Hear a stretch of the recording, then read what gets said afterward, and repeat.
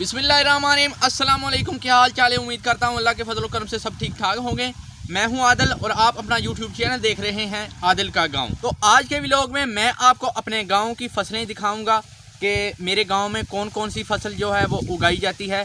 तो सबसे पहले मेरे गांव में जो ज़्यादा फसल उगाई जाती है उसके बारे में बात करते हैं। तो ये जानने के लिए मेरी इस वीडियो को आखिर तक लाजमी देखिएगा। तो अगर आपने हमारा चैनल अभी तक सब्सक्राइब नहीं किया तो प्लीज़ सब्सक्राइब कर लें और साथ वीडियो को भी लाइक कर दें। तो चलिए वीडियो शुरू करते हैं।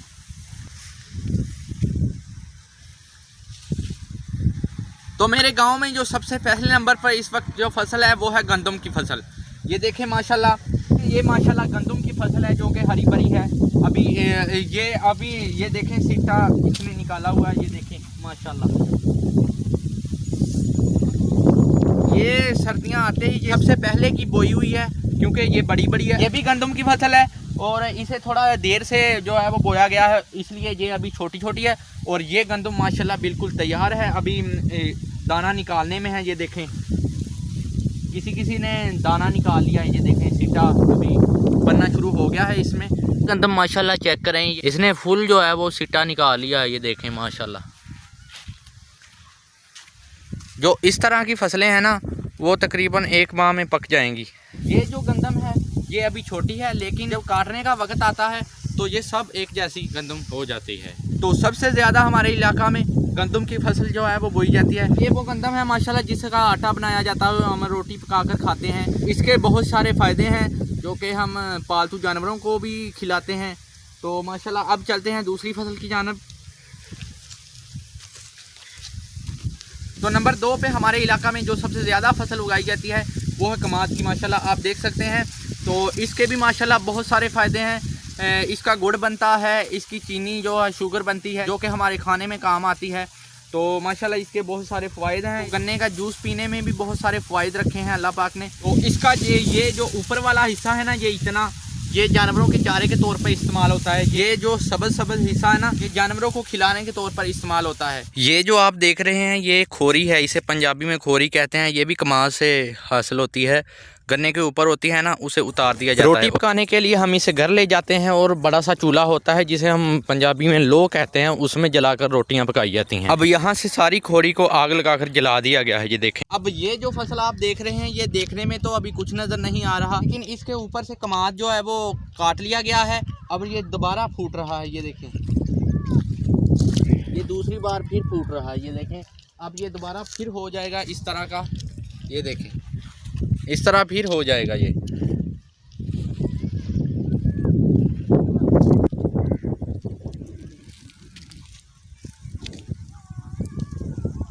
तो इसे हम पंजाबी में कहते हैं मोटा कमाद। अगली बार जब ये बड़ा होगा तो इसको सबसे पहले काट देते हैं, यानी काटने के बाद जल्दी गंदम की फसल को जो है वो बोना होता है। तो एक कमाद की 2 बार फसल ली जाती है। तो जो पहले का लो होता है ना उसे काट देते हैं तो फिर दोबारा उग जाता है। तो जब 2 बार हो जाता है तो उसकी जगह पर गंदम की फसल उगाई जाती है। तो अब जो मौसम चल रहा है वो पहले लो के यानी सितंबर कमाद ही हैं जो इस वक्त अभी काटने वाले हैं। तो जब शुगर की फैक्ट्री भी बंद हो जाती है तो फिर ये जानवरों के तौर पर इस्तेमाल कर लेते हैं, तो या फिर गुड़ बना लेते हैं। तो ये कमाद जो आप देख रहे हैं ये सितंबर कमाद है, यानी सितंबर के पिछले साल जो है वो सितंबर के माह में ये बोया गया था। तो अब ये इतना बड़ा हुआ है। तो ये अभी छोटा है, तो ये जानवरों के लिए इस्तेमाल होगा यकीनन। देखें ये भी दूसरी बार फूटने लग पड़ा है, ये देखें माशाल्लाह। तो अब चलते हैं अगली फसल की जानब। तो अब जो मैं आपको फसल दिखाने जा रहा हूँ वो है सरसों की फसल, जो 2-3 किस्म की हमारे इलाकों में वो बोई जाती है। तो नंबर 1 पे आपको दिखाते हैं, ये देखें माशाल्लाह ये करनोला सरसों है। अभी बीज इसने उठाया हुआ है, ये देखें माशाल्लाह। ये अब पकने वाली है, अब काटने वाली हो गई है। तकरीबन 2-3 दिन में ये काटने वाली हो जाएगी। तो फिर इसको काट के 10-12 दिन धूप में रखा जाएगा। उसके बाद फिर इसे मशीन में डालकर जो है वो बीज हासिल कर लिया जाएगा। तो अब दूसरी सरसों मैं आपको दिखाता हूँ वो कौन सी है। तो ये जो सरसों है ये है गोभी सरसों। ये गोभी सरसों है माशाल्लाह। ये देखें इसने भी बीज उठाया हुआ है, अभी इसके साथ फूल भी हैं, ये देखें माशाल्लाह। ये चेक करें माशाल्लाह। तो इसका साग भी बनता है बहुत मज़ेदार। इसका मौसम जो है वो गुजर चुका है, جب نئی نئی یہ فصل بوئی جاتی ہے تو تب اس کا ساگ جو ہے وہ کھانے کے لیے بہت مزے کا ہوتا ہے۔ یہ دیکھیں یہ بوٹا ابھی کچا ہے جس سے ساگ توڑا ہوا، یہ دیکھیں اوپر سے۔ جب یہ شروع میں سرسوں ہوتی ہے نا تو اس طرح کی ہوتی ہے، تو اب تو وہ پک چکی ہے۔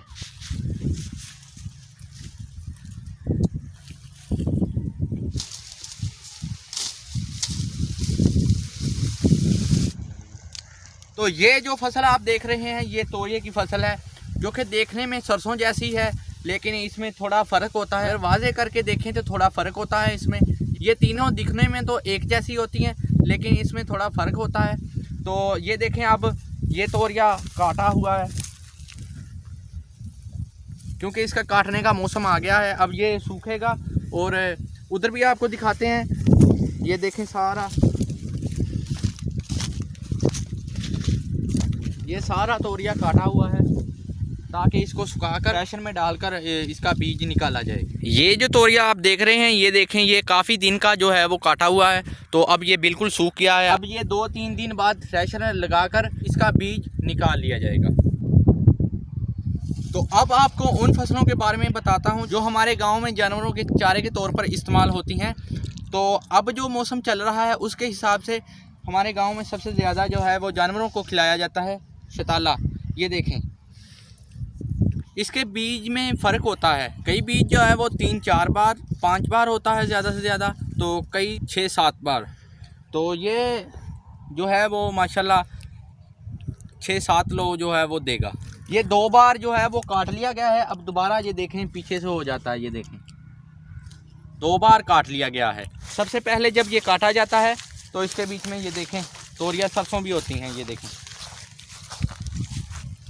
تو یہ دیکھیں پہلے لو کی تھوڑی سی سروں انہوں نے وہ ہے چھوڑی ہوئی ہے، علیحدہ اس کے ٹانڈے، یہ دیکھیں یہ اتنی سی اس لیے چھوڑی ہوئی ہے تاکہ یہ اس سرسوں سے تیل نکلوا سکیں جو کہ گھر میں استعمال ہو، سر پہ لگانے کے لیے یا جانوروں کو دینے کے لیے۔ اب یہ جو فصل آپ نے دیکھی ہے ابھی یہ ہے لوسن کی فصل، جو کہ ہمارے علاقے میں بہت کم پائی جاتی ہے۔ تقریباً 150 گھروں میں سے یہ ایک آدھ گھر جو ہے وہ جو ہے وہ اس فصل کو بوتا ہے چارے کے طور پر۔ یہ دیکھیں انہوں نے یہ ساتھ میں لوسن گاڑا ہے اور ساتھ میں یہ تالا، یہ زیادہ خشک چارہ ہے، بکریوں وغیرہ یا بکروں وغیرہ کے لیے یہ زیادہ استعمال ہوتا ہے۔ تو اب میں آپ کو بتاتا ہوں گرمیوں کی فصلوں کے بارے میں جو کہ چارے کے طور پر استعمال ہوتی ہیں۔ تو اس میں چری ہو گئی، مکی ہو گئی، اور یہ 2 فصلیں ہیں یا باجرہ ہو گیا۔ یہ 2-3 فصلیں ہیں جو گرمیوں میں جانوروں کو چارے کے طور پر دی جاتی ہیں۔ تو ان میں سے ایک فصل جو ہے وہ بو دی گئی ہے ابھی، یہ دیکھیں ماشاءاللہ یہ مکئی کی فصل ہے، یہ دیکھیں ماشاءاللہ۔ تو ابھی تک جو ہے وہ مکئی کی فصل ہی ہمارے علاقے میں بوئی گئی ہے، یہ مکئی بھی فارمی مکئی ہے۔ تو اب یہ شتالہ اور لوسن کی فصل ختم ہوگی تو چری کی فصل آ جائے گی، گاچے کی فصل آ جائے گی جو کہ جانوروں کو کھلانے کے کام آتی ہے۔ تو آج کا ویلاگ یہیں پر ختم کرتے ہیں۔ امید کرتا ہوں کہ آج کی ویڈیو آپ کو پسند آئی ہوگی۔ اگر پسند آئی ہے تو اسے لائک کیجئے گا، شیئر کیجئے گا اور ہمارے یوٹیوب چینل کو لازمی سبسکرائب کیجئے گا۔ ملیں گے بہت جلد ایک نئی ویڈیو کے ساتھ، تب تک کے لیے اللہ حافظ۔